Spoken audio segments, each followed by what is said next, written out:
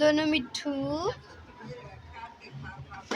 में आज झगड़ा हो रहा है, तो दोनों मिट्ठू बुझा रहा है कि आज एक ने एक को गिरना ही है इस पर से। देखते हैं कौन गिरता है दोनों में से झगड़ा करते करते। मिट्ठू बदमाश हो गया है। मिट्ठू मिट्ठू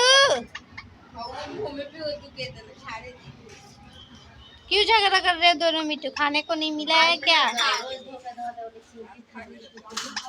दोनों मिट्टू को खाने को कुछ नहीं मिला है, झगड़ा कर रहे हो।